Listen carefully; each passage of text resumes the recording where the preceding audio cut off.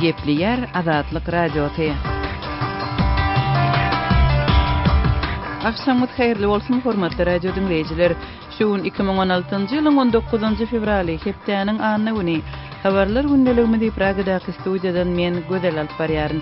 Şuňky programmamyzda Ortiýetiň iň iri aragatnaşyk kampaniýasyny dolandyrýan Düwi Gollandiýada ýerleşýän Wimpelkom kampaniýasy Özbegistandaky korrupsiýa öýüdiniň baş goşanlygyny boýun aldy. Wimpelkom karhanasynyň Özbegistanda gerekli lisenziýalary almak üçin tegisli resmiýetlere para berendigini habar berdi.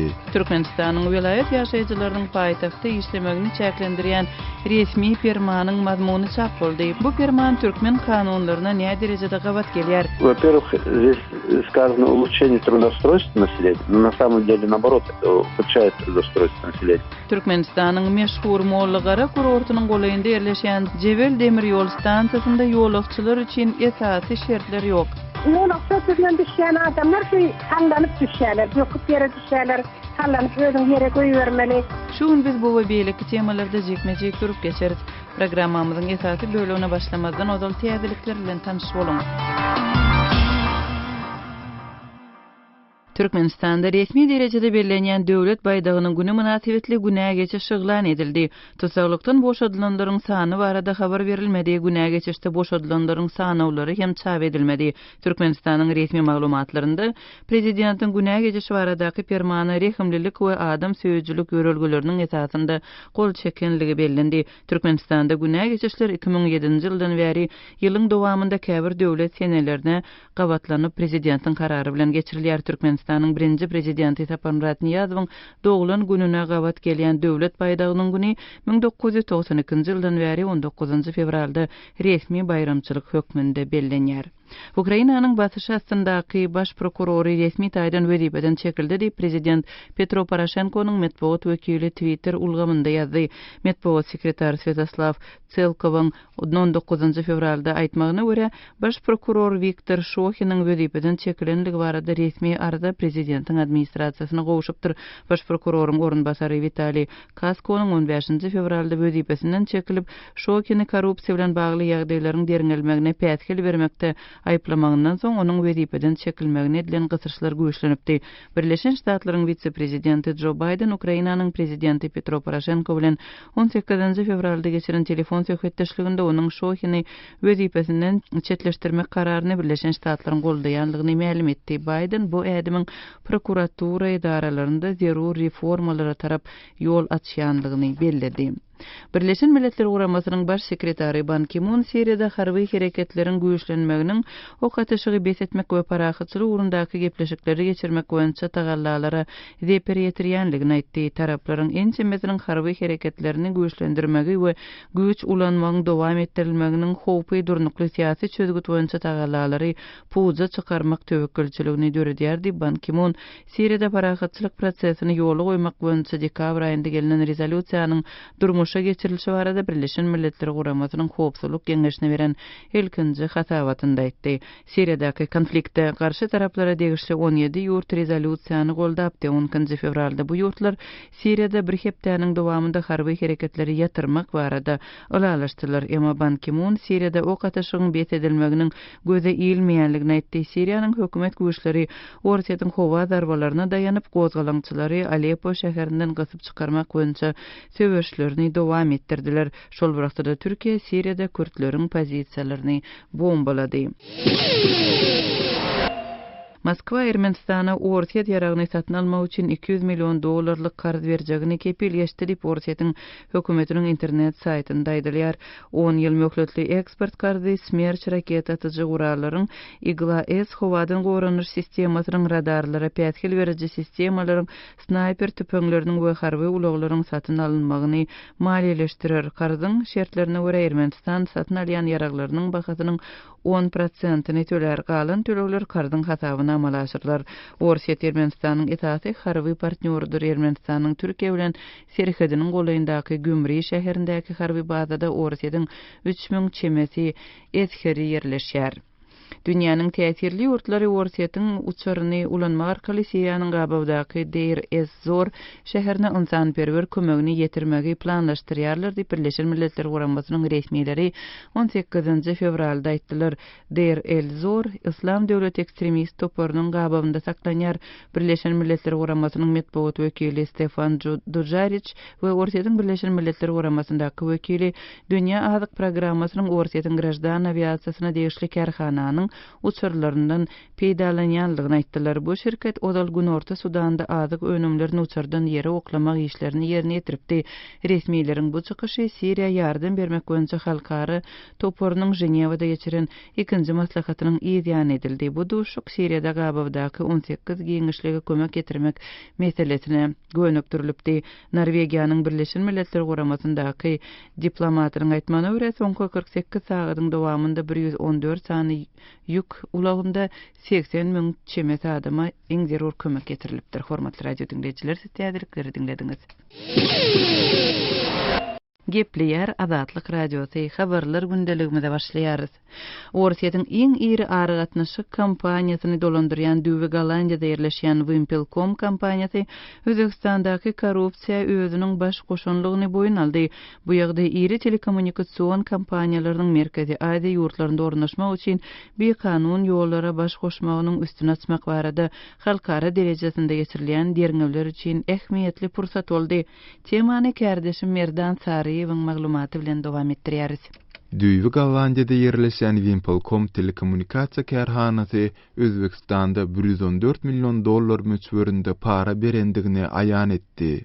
Baş edarysy Amsterdamda ýerleşen we Russiýanyň iň uly mobil aragatnaşyk operatoryny dolandyrýan Wimpelkom para meselesi barada 18 fevralda ýaýradan beýanatynda maglumat berdi.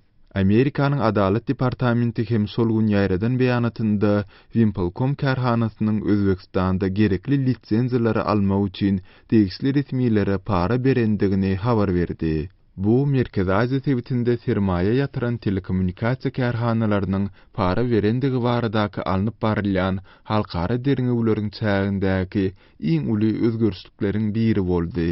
Wimpelkom kärhanasynyň ýol başçysy beýanat bilen çykyş edip, "Ýalňyşlyk. Biz bu arada diýsen gynanýarys. Bu kabul ederliksizdir" diýdi.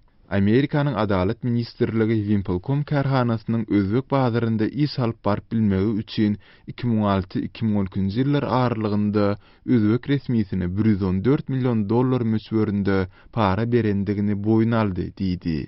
Gurrunga gidýän özbek resmiýetiniň şahsiýeti aýan edilmedi.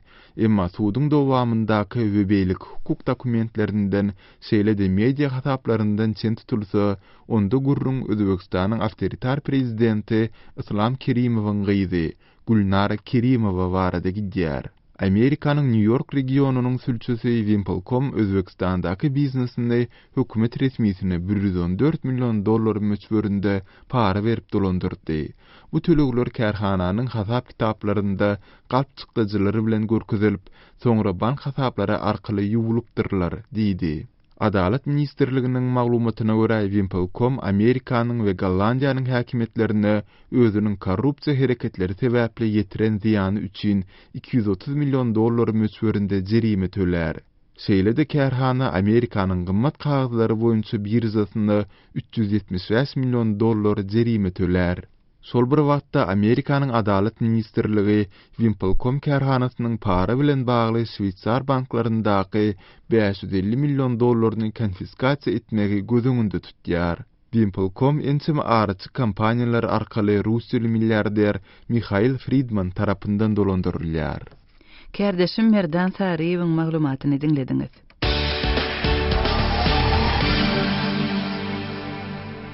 Gepleýär Azatlyk radiosy, siz habarlar gündeligimizi dinleýärsiňiz.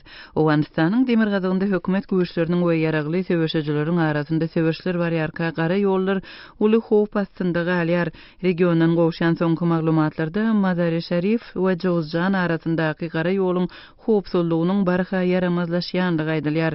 Owganistandaky habarçymyz Şamirdan Guly Muradiýanyň berjek maglumatlaryny dinläli. Demirgazak Awganistanda howpsuzlyk şertleri gitdigiçe dartgyllaşýar. Ýollaryň howpsuzlygyny üptün etmegem Awgan hökümetine başartman gelýär. Balık Jowuzjan şa ýolunyň hopuldygyny ýollagçylar aýdýar. Jeňçiler umumy ýoly kesýär. Musafirlara azar berýär. Döwlet işgärlerini zamon alýar. Ýagdaýyň gowdaldygyny Jowuzjan welaýatynyň häkimi Lutfulla Ezizi hem tasdiklady. Jeňçileriň Mazar Jowuzjan umumy ýoluny ýapmak isleýändigini häkim öňe sürdi. Uluswari aqsaş nazdiki şara ve düşman talaş dara ki şara umumi ra qatar. Aqça etrafında jeňçiler hereket edýär. Aqça etrafy umumy şa ýoluň ugrunda ýerleşýär. Ýoluň golaýynda jeňçiler merkez tutdy. Jowuzjan Mazar ýoluna jeňçiler wähem salýar. Akşam tarapdan ulaglar bu ýoldan geçip bilmeýär. Käwagt jeňçiler gündizem umumy ýola çykýar. Ulaglary saklaýar. Ýagdaý şeýle dowam etse 3 welaýatyň ýoly kesiler. Balyk welaýatynyň Jowuzjan, Faryab we Serpil welaýatyna barmak kynlaşdy. Düşmanyň plany Anhoy we Akkene benderine gidýän ýoly gaýtarmakdyr diýip häkim belledi. Şara qatakatym raýsy welaýatra düşman strateji.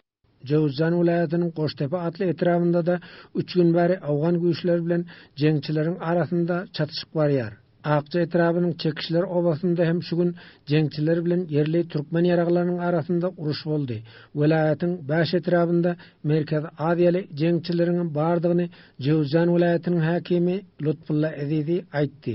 Özbegistanly we Çeçenistanly militanlaryň yerli ýaşaýjylaryň arasynda yerleşendigini häkim ma'lum etdi. Uluswari mas, Uluswari Feyzabad mas, Uluswari Mengejik as. Pan Uluswari mas tabii Özbekistan ýaz, Çeçen as. Jowuzjan welaýatynyň 3 etrafy Türkmenistan bilen serhetleşýär. Aqça etrafynda arada awgan güýçler bilen jeňçileriň arasynda çaknaşyk boldy. Ýöne il ýaşlarynyň araçylyk etmeginde awgan güýçleri Aqça etrafyndan ýa çekildi. Aqça etrafynyň il ýaşlarynyň biri Esedulla Behramyň aýdysýça ýaşlaryň ara düşmegi bilen Aqça we böleki 4 etrapda atışıklary behetmek boýunça alalaşylypdyr. Hökümet resmiýetleri hem döwlet garşydaşlarynyň wekilleri bilen il ýaşlary duşupdyr. Iki tarap hem uruşmakdan el çekipdir. Moýsepitler bolup hökümet arasynda oturşylyk boldy. 200 kişi ona gatnaşypdy. Bir muddat wen şeklinde bolsun oturşylyk hökümeti adamlar buna gatnaşdy. Bu moýsepitlerimiz hazır boldy. Döwletiň muhaliflerinden ýakyndan görmek üçin ýaşylardan döwlet muhalifleri bilen ýakyndan görüşdi. Jowuzjan welaýatynyň ýaşaýjylarynyň aglabasy türkmenler bolup durýar. Türkmenlerden hem döwlet garşydaşlaryna goşulýanlar bar. Şämerdan Ulumrady, Kabuldan Azatlyk radiosu üçin. Azatlyk radiosynyň täzeliklerini, makalalaryny, video ýazgalaryny we foto seriýlerini Twitter we Facebook sosial ulanlaryndan hem iderläp bilersiňiz. Salaýymyz Azatlyk radiosu. Gepleýär Azatlyk radiosu habarlar gündeligimizi dowam etdirýäris. Türkmenistanyň ýaşaýjylarynyň öz ýurdunyň paýtagtynda ýaşamak we zähmet çekmek bilen bagly ýüzbe-ýüz bolýan kynçylyklary soňky aýlarda hasam güýçlenipdi. Şol wagtda iş ýüzünde ýöredilen çäklendirmelere paýtagtyň häkimetleri tarapyndan resmi düşündürüş berilmändi. Soňky günlerde habar serişdelerinde çap bolan resmi kararda Türkmenistanyň paýtagtynda işlemek isleýänleriň mundan beýlekdiň zähmet ministrliginde resmi hasaby duran ýagdaýynda işe alınmalydygy görkezilýär. Prezident Berdimuhammedowyň goly goýulan kararda 13 fevral diýilen sene görkezilýär. Eýte bu karar Türkmenistanyň kanunlaryna ne derejede gawat gelýär. Bu barada düşündürüş bermegi sorap Türkmenistanly ýurist Timur Misrihanowa ýüzlendik. Timur, ilki bilen prezidentiň bu karary bilen baglylykdaky garaýşlaryňyzy aýdaýsaňyz. За подписью президента это новое. Раньше только были постановления. Bu kararyň prezidentiň goly bilen çykmagy bir täzelikdir. Mundan owwal sular ýaly mazmuny dokumentler şäher häkimlikleriniň derejelerinde kabul edilýärdi. Mysal üçin mundan Balkanyň Türkmenwasy şäheriniň häkimi sular ýaly karary kabul edipdi. Bu täze düzgün ýurdun kanunçylygyna ters gelse-de, oňa görä bir adam ýysa alynmazdan owwal onuň kandidaturasyny şäher häkiminiň hut özü tasdiklamalydy. Meniň bilişime görä bular ýaly çäklendirmeler diňe Aşgabatda we Türkmenwasyda girdildi. Prezidentiň hut özüniň goly bilen çykan täze karar adamlaryň islemek hukugyny hasda çylşyrmastyrdy. Еще более усугубил положение граждан в области значит, праве их на труд. Timur kararda getirilýän keshitleme ýurdun kanunçylygyna näme derejede gawat gelýär? Ну, во-первых, здесь сказано улучшение трудоустройства населения, но на самом деле наоборот. Kararyň maksadynyň ilatyň iş bilen üpçünçiligini gowulandyrmakdygy aýdylsa-da, bu tersine raýatlariň iş mümkinçiliklerini çäklendirýär. Öz ýaşaýan ýerlerinde iş orunlarynyň bolmanlygy sebäpli adamlar iş gözleginde uly şäherlere gidýärler. Häzirki karar bolsa olaryň iş tapmak ugrundaky tagallalaryny puja çykarýar. Iň esasy bellemeleri hem bu karar Türkmenistanyň konstitusiýasyna düýpgötür ters gelýär. Ýogsa ýurdun baş kanuny raýatlaryň işlemek, ýaşamak, erkin hereket etmek hukuklaryna kepil etýär. Право на труд, право на передвижение. Türkmenistanda raýatlaryň işlemek hukuklaryny düzgünleşdirýän başga da kanunçylyklar barmy? Olarda näme diýilýär? Еще за закон, конечно, тоже нарушает закон. Bu karary bilen olar Türkmenistanyň zähmet kodeksini hem bozýarlar. Zähmet kodeksinde ýaşaýan ýerine garamazdan Türkmenistanlylaryň ýurdun islendik ýerinde zähmet çekmegine ruhsat berilýär. Независимо от места жительства разрешается работать туркменским гражданам. Timur, egerde beýle bolsa onda Türkmenistanyň prezidentiniň karary ýurdun kanunçylyk kadalaryna ters gelip bilermi? Prezidentiň gol goýan karary ýurdun kanunlaryndan üstünmi?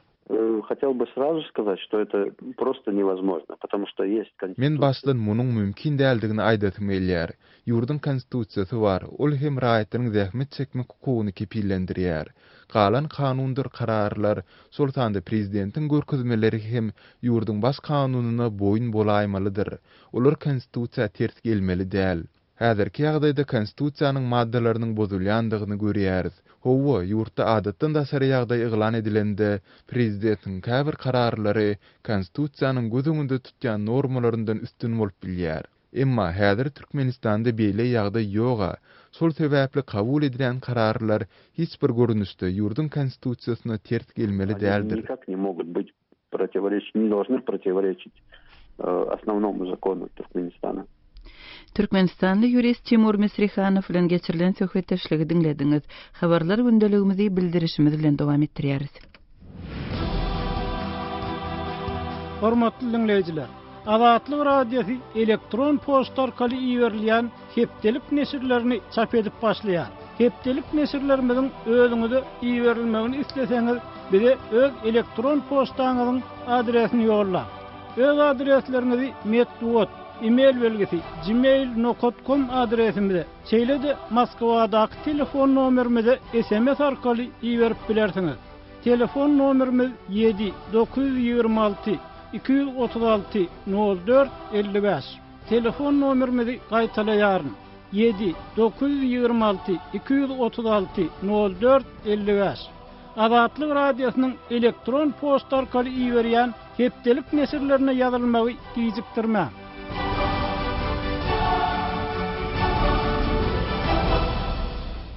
Gepliýär Azatlyk radiosu siz habarlar gündeligimizi dinleýärsiňiz. Aşgabatyň dukanlarynda çilimiň ýene azalandygy, käbir ýerlerde bolsa asla satuwdan doly aýrylandygy habar berilýär. Türkmenistanda şu ýylyň başyndan bäri çilim sowdasy bir näçe hepdelep doly ýatyrylyp soň ýene çäkli görnüşde ýoly goýulypdy. Biz Aşgabatly ýa-da Zaman Murat Bogaýew bilen habarlaşyp çilim sowdasy bilen bagly soňky ýagdaýlar barada gurrun bermegi soradyk. Şu günler Aşgabatyň dukanlarynda çilimiň azalandygy barada käbir maglumatlar bar. Siz şu gün dukanlary aýlanyp gördüňiz, nämeleri gördüňiz? Paýtagtyň al-Karipler dukanlarynyň köpsünde çilme satylýan çilimler Amerikanyň Birleşen Ştatlarynyň hem de Ukrainanyň çilmek fabrikalarını öňlerden çilimler. Ýöne şol çilimleriň görnüşi öňkünden duýarlykly derejede azanypdyr. Meselem çilim Kıpçılığının iyistir çilim ve devlet eğitimindeki dukarlara fatwa çıkarılanına onun köprek görünüşü vardı. Her dukarlarda esasen Marlboro hem de elem markalar satılıyor. Şolun kuden çilimin görünüşü azalıptır. Onun satılmayan dukarlarım var. çilim umuman satılmayan dukanlarım var. Aman radağı şol çilimin satılmayan dukanlarında öň çilim satılýarmydy? Öňçe dukanlarda uçtan tutma diyen yani çilim satılýardy. Ýöne häzir çilimin satılmayan dukanlarına çilim iki wara satılmaýar. Birinji sebäp dukanlara getirilen çilimler satılıp gutorulupdyr. Merkezi bazıdan çilim getirilmeyine garaşılýar. Käbir dukanlarda meselem şäherin Mirbir etrapçasındaki kulçöbür dukanyny çilim umuman satılmaýar. Dukanyň satyjylary bir ýagdaýy çağalar wagna mektepleri, goňşuluk berleşýän dukanlarda çilim satmaň kadaganlygy bilen düşünürýärler. Bir soňky aýlarda girilen kadaganlyk. Aman radağı şol düzgünleriň bir jaý edilmegine kim tarapyndan gözegçilik edilýär? Şeýle ýagdaýyň bozulmagynyň öňüni almak üçin paýtagtyň etraplarynyň ýörüýti azyk kärhanalarynyň işgärleri tarapyndan gözegçilik edilýär hemde merkezi iskılatlardan, merkezi bazılardan şeýle dukanlara çilim goýbermegiň kadaganlygy hakynda bazılara da görkezme berilen eken. Aman radağı şeýle düzgünleriň girizilmegi bilen çilimiň bahasyna täsir etdimi? Çilimin bahasyna täsir eten okmayan bolýar şol çilim kıtçılığının, gahatçılığının öňsirasynda iň ýöne çiliminde bir gutunyň bahasy 30 manata durýardy. Edil häzir kuwatda paýtagtyň hemde umman ýurdun döwlete değişli dukanlaryna bir gutut çilimiň bahasy 10 manatdan 11 manat 20 tenge aralygyny bir çilim bolsulygy dörep uğranladı şeýledi, edil şuwlar şeýle mekler ütgän. Aşgabatly ýazyjy Aman Murat Bugaýew bilen geçirilen söhbetdeşligi dinlediňiz. Aşgabat Türkmenbaşy demir ýol ugrunda ýerleşýän Jebel stansiýasynda ýolagçylar üçin iň zerur şertleriň ýoklugy habar berilýär. Balkan vilayatynyň 7,5 müň çemeti ilatly ýaşaýyş nokady Jebel pasyology Türkmenistanyň iň meşhur kurortlarynyň biri Molla Garanyň golaýynda ýerleşýär. Bu ýere otluly barmagyň mümkinçilikleri barada gyzyklanyp habarçymyz Sultan Atçylow bilen söhbetdeş bolduk. Sultan daýda Balkan vilayatynyň uly şäherleriniň biri Nebitdağ şäheriniň golaýyndaky we ýolagçylar arasynda meşhur Jebel stansiýasyna siz ýakyn günlerde barıp gaýtdyňyz we ýolagçylar üçin esasy şertleriň hem ýoklugyny aýdýaňyz. Şol Jebel stansiýasynda ýolagçylar nähili kynçylyklar bilen ýüzbeýiz bolýarlar. Böyle Jebel stansiýasy Jebel şäheriniň orta arasynda ýerleşýär. Şu bir asır gowrak üstünden geçen demir yol stansiyası şol Türkmenistan Aşgabat'a çekilen demir yol stansiyası töredileri ve şu yerde Jebel stansiyasının kassajaýlary hem yerleştirilen. Ýöne şu yerde ýolagçylar üçin hiçbir başga şertler ýok, platforma ýok. Esasy şu ýolagçylardan menende düşende şolar arkaýyn minip düşerýärler. Oňardan platforma ýok. Şu sebäpli şu Jebel stansiyasynda ýolagçylardan düşen ýolagçylar kösenmeli bolýarlar. Platformanyň bolmadyk ýagdaýynda ýolagçylar nädip otladan düşýärler? İlk bellemel şu Jebel stansiýasyna Aşgabat Türkmenbaşy ýolagçylygy ýetýäniň bir mahal wagty diýen ýaly bar ýa, daňa golay tagat 5'te bar ýa. Ondan soň şu wagonlaram sastavlar patrulen bolýar 18-20 wagondan düzülen sastavlar ýolagçy otlaşy duran wagtynda Şuňdaki wagonlardan düşen ýolagçylary şu hassajaý görnen ogumşylar ýaly uzak aralykda düşýärler. Ondan şu taýda ne çıra bar, ne de bir geniş platforma bar. Şu iki adam ýürende zordan geçen inçecik beton platforma kurulypdyr. Şu toýryň boýawy duran ýerine niýetlenip. Ýöne şu taýda şol toýrdan düşeninde platforma gatyp ketdi. Ol bir ýerden taýlanan ok diýen ýaly şu relsler bilen deň kurulan platforma. Ýolagçylardan düşýän adamlar şu tanlanyp düşýärler, döküp ýere düşýärler, tanlanyp özüň ýere goýbermeli. Menen wagtdan şeýle bolýar. Ondan soň hiç bir ışıklandırış çıralary ýok. Şol garankda şu kassajaýynyň deňine çelli ýürek gelmeli. Ondan soň şu platformada her ýerinde bir 4 sanak rels bar. Sebäbi köp sastavlar Jebel stansiýasynda saklanýar. Uly bolan üçin stansiýa ýük wagonlary, ýük ýanky sastavlary her yüzünde durýar şonuň. Ýa-ni ýol sotlygynyň geçen liniýa tam şol hastalaryň ortasynda. Ondan o platforma bilen gelýän ol platformada häzirki ýagdaýda hatardan çykypdyr. Ýok kendikden ýaly büdret we edip şu kasadan geňine gelip şo ýerden şähere çykma.